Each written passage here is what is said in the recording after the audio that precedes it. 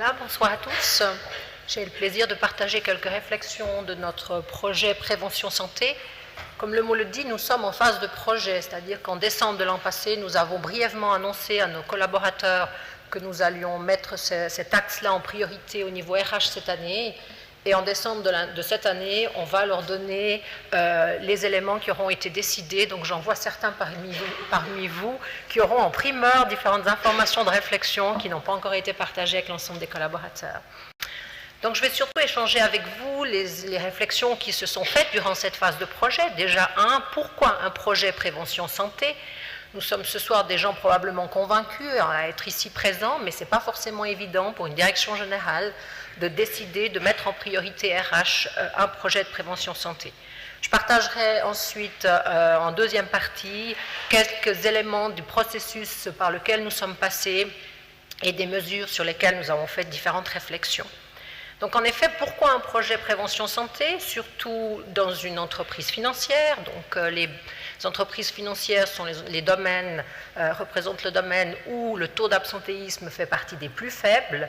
Nous avons 2,7% d'absentéisme, alors nous sommes à des années-lumière de Texner, mais par rapport au benchmark de la branche, nous sommes tout à fait dans la cible, donc pas de problème à ce niveau-là. C'est clair que si nous étions à 5%, ce serait certainement un argument très porteur à défendre. Donc nous avons fait un tour un petit peu des éléments. Alors peut-être pour remettre un contexte, on est remonté jusqu'à la loi sur le travail qui dit que l'employeur est tenu de prendre les mesures nécessaires afin d'assurer et d'améliorer la protection de la santé et de garantir la santé physique et psychique des travailleurs. Également que l'employeur doit protéger, respecter la personnalité du travailleur et manifester les égards voulus pour sa santé et veiller au maintien de la moralité. Et il prend pour protéger la vie, la santé et l'intégrité personnelle du travailleur des mesures commandées par l'expérience. Ce n'est pas forcément évident de savoir que ces éléments-là sont inscrits de manière aussi précise dans le droit du travail. Enfin, je l'ai découvert de manière précise dans ce contexte-là. Un autre élément, celui-ci peut-être plus directement lié à notre entreprise, c'est d'optimiser encore le développement durable de la BCV. En effet, nous sommes entrés dans ce processus déjà depuis plusieurs années, puisque nous avons le label 9001, nous avons une stratégie commerciale mettant notamment l'accent sur la pérennité et qui va justement accentuer ce point de l'économie, parce que vous connaissez au niveau du développement durable ces trois axes, l'économie, l'environnement et le social. Au niveau de l'environnement, nous avons le label 14001, le Swiss Climate d'abord bronze, puis cette année argent. Nous avons également le label Vallée Excellence qui touche à la fois l'aspect économique et l'aspect environnemental. Sur un plan social, nous avons une approche de formation, une culture, des valeurs sociales qui sont dans cet axe-là. Par contre, on souhaitait mettre un accent sur cet axe social, notamment avec le projet santé, pour justement optimiser cette durabilité de l'entreprise. Et cet élément, je pense qu'il joue un rôle particulièrement clé pour convaincre une direction générale. Alors, nous souhaitons aussi, bien sûr, être une entreprise attractive. Moi, je me rends compte parfois, lorsqu'il y a des enquêtes sur le plan RH et que je commence à remplir ces enquêtes, toute fière de certaines choses que nous faisons, lorsque j'arrive au chapitre santé, j'arrête de remplir l'enquête. Parce que le chapitre santé, c'est souvent 2, 3, 4 pages, et j'avais parfois relativement peu de choses à dire, donc je me suis dit, je ferai une fois que cet aspect-là a été touché. Et je crois que nous avons la volonté, justement, de pouvoir être concurrentiel. Un autre élément qui, celui-ci, est aussi un élément clé, c'est que nous allons devoir engager beaucoup de monde dans le futur, puisque nous avons plus du quart de nos employés qui sont âgés de plus de 50 ans. Quand nous allons engager, nous allons arriver à notre fameuse génération Y. Je vois qu'il y en a plusieurs d'entre vous qui font partie. Et nous savons que cette génération Y, elle fonctionne de manière plus ou moins différente de nous, les baby boomers notamment, et où notamment l'aspect, pas forcément seulement santé, mais l'aspect work-life balance est un élément clé. Et bien sûr que dans la work-life balance, le self-care, la santé est aussi un élément clé. Donc c'est aussi un aspect important pour notre futur sur ce plan-là. Un autre élément, c'est la volonté de professionnaliser la gestion de l'absentéisme. Une gestion professionnelle de l'absentéisme, c'est également un excellent outil pour la prévention de l'absentéisme.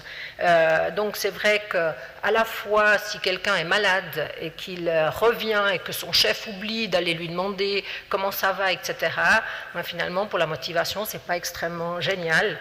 De même manière, ça permet de prévenir les abus. Par exemple, on va certainement définir un processus de gestion de l'absentéisme qui prévoit qu'il y a une petite entrevue, c'est un petit entretien, pas forcément très organisé, sur ah bon, comment ça s'est passé, etc.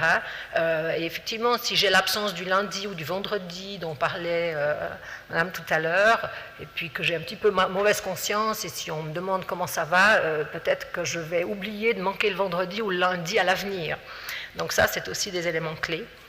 Peut-être beaucoup plus sérieux aussi, nous sommes actuellement, et je crois dans toutes les entreprises, confrontés de plus en plus à des cas lourds. Nous savons qu'un taux important de cas d'invalidité sont liés à des problèmes psychiques. Il y a les problèmes de burn-out. Et si je suis un manager et que je dois gérer des situations de ce type-là, il faut que j'ai des outils. Simplement que j'apprenne à conduire un entretien. Je crois que vous êtes tous comme moi, il n'y a rien de plus désagréable que de demander à quelqu'un comment ça va après un retour maladie, parce qu'on ne veut pas faire de l'ingérence, on ne veut pas être intrusif, on ne veut pas lui dire est-ce que ça va, alors que finalement c'est peut-être pas le cas. Donc tout ça doit nécessiter de la formation pour pouvoir professionnaliser cette approche-là. Un autre élément aussi, c'est préserver la santé de nos seniors. Alors, ce n'est pas seulement de nos seniors, mais nous savons que lorsque nous avançons dans l'âge, la probabilité d'avoir des soucis de santé augmente, la probabilité de vivre sous la pression de la même manière. Et comme je vous disais tout à l'heure, le quart de notre personnel est âgé de plus de 50 ans. Je dirais même le 46%, plus de 45 ans. Et toutes ces personnes, ou du moins la grande majorité d'entre elles, sont des personnes qui occupent des jobs de spécialistes. Donc nous ne pouvons pas nous permettre le luxe. Donc l'expérience des plus de 50 ans, ne faites surtout pas l'expérience de vous en passer. Et je crois que de plus en plus, ce sera un élément clé et auquel on devra porter une réflexion importante. Et enfin, on a quand même quelques chiffres qui sont négatifs. Et ceux-là, je les amène seulement à la fin. C'est-à-dire que nous avons constaté que bien que notre taux d'absentéisme global ne soit pas très élevé, on a constaté que le pourcentage d'accidents est significativement supérieur à la moyenne suisse, tant d'accidents pour 1000 collaborateurs. Alors on s'est demandé, est-ce que c'est lié à la BCV, est-ce que c'est lié au Valais, où on fait du ski, du VTT, je ne sais pas. On l'a identifié au moment de ce projet-là, et c'est également un élément sur lequel nous souhaiterons agir et essayer de contribuer à prévenir ces accidents. Bien sûr, pour une entreprise, se préoccuper de santé, parce qu'on l'a dit tout à l'heure, il faut qu'une entreprise elle ait du succès, et le fait de se préoccuper de santé va permettre de maintenir la performance et la qualité des prestations. Cet élément-là, je crois qu'il est tout à fait indéniable. Maintenant, quelques éléments du processus que nous avons utilisé pour travailler sur ce projet et quelques mesures sur lesquelles nous avons réfléchi. Alors, nous avons travaillé avec un consultant spécialisé dans le domaine. Comme je vous montrerai un élément du processus qu'il nous a apporté, je vais citer son nom, puisque c'est avec ISMAT Vincent Blanc. Et ce que j'ai beaucoup apprécié, c'est sa méthodologie, où il nous a... Parce que quand vous n'avez jamais... Moi, je ne suis pas une spécialiste de la santé, je travaille dans les ressources humaines en général, et donc quand tout à coup on s'attelle à un projet santé, on est en train de se dire, mais par où est-ce que je commence ? Et comment est-ce que je procède ? Et alors, il nous a amené différentes méthodologies, j'en partagerai une avec vous. C'est de réfléchir aux mesures dans les axes que je vous présente ici. C'est-à-dire qu'il peut y avoir des mesures qui sont à caractère collectif et structurel, celles-ci, qui bien entendu sont les plus intéressantes puisqu'elles touchent l'ensemble des collaborateurs et puis la structure elle-même, et à l'autre opposé, des mesures ponctuelles et individuelles qui certainement sont tout à fait bénéfiques pour la personne qui en profite, mais dans une perspective d'entreprise, peut-être pas celle qui devrait être prioritaire. Donc dans la première phase, nous avons réfléchi, alors nous avons d'abord fait une liste, et ensuite on les a classées, de dire mais qu'est-ce que nous avons comme mesures qui sont déjà proactives et favorables en matière de santé. Comme mesure collective, on n'en a trouvé qu'une, l'horaire flexible. Comme mesure structurelle, donc individuelle, une retraite anticipée, la possibilité de travailler à temps partiel. Nous participons à la campagne apprentissage sans fumée et puis toute une série de mesures, bien entendu, le souci de l'ergonomie à la place du travail, le congé maternité supérieur à la loi, possibilité de soutenir des cures de désintoxication en cas de problème de dépendance. Et nous venons d'installer l'année passée des défibrillateurs dans tous les guichets de plaide. Heureusement, je crois que pour l'instant, on ne les a encore pas utilisés, mais ils sont encore tout récents. Ensuite, nous avons poursuivi la réflexion en nous disant, mais comment pourrait-on compléter ce tableau par d'autres mesures ? Une des premières qui est venue en réflexion, c'est de dire qu'il serait judicieux d'avoir un service social d'entreprise, c'est-à-dire un numéro de téléphone des professionnels qui répondent à nos collaborateurs en cas de soucis, quels qu'ils soient. Ça peut être mon mari qui est alcoolique, ma femme qui est dépressive, ou moi qui ai un problème de burn-out ou un problème XY, dont je ne souhaite pas parler en entreprise, mais d'avoir quelqu'un qui peut m'orienter, et c'est quelque chose qui aurait un caractère justement structurel et collectif. Une autre réflexion aussi, donc on l'a déjà abordé tout à l'heure, c'est de mettre sur pied une procédure donc de gestion des absences, une gestion systématique et professionnelle des absences. La possibilité aussi, et de manière évidente, d'intensifier la communication interne, de communiquer de manière régulière sur des aspects de prévention en lien avec la santé. Nous n'avons pas encore la retraite à la carte, c'est-à-dire la possibilité de prendre la retraite à temps partiel.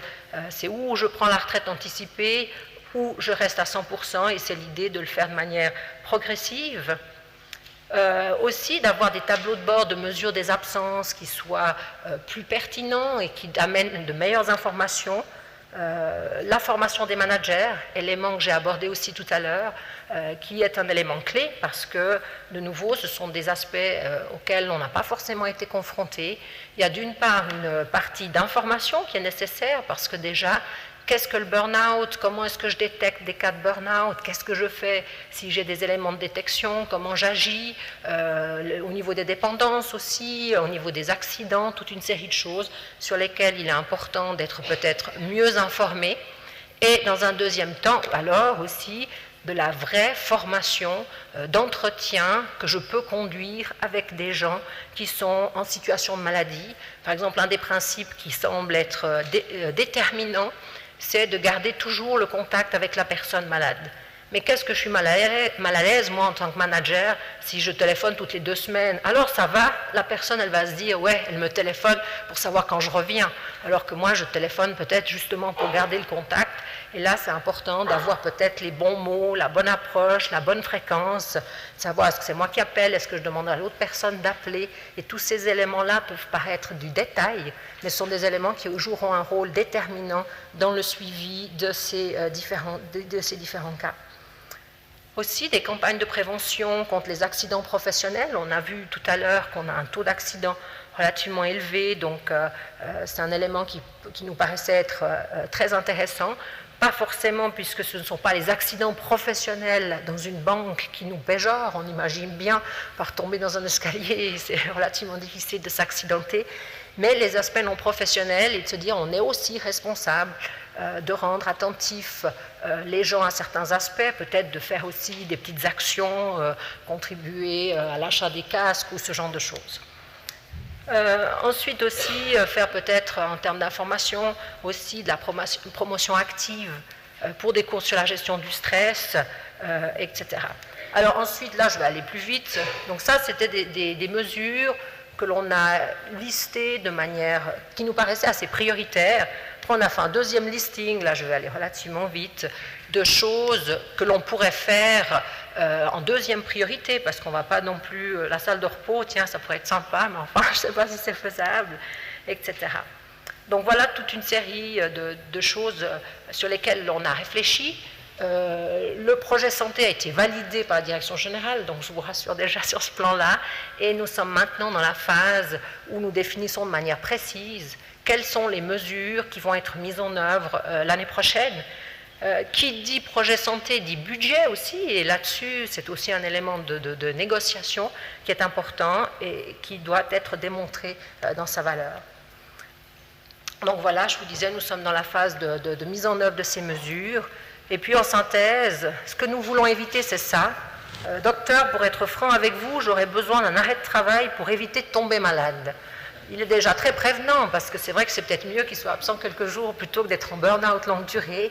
Et ce que nous voulons, bien entendu, c'est dans tous les sens du terme, être une entreprise en santé, qui est certainement un élément déterminant pour chacune de nos entités. Voilà, je vous remercie.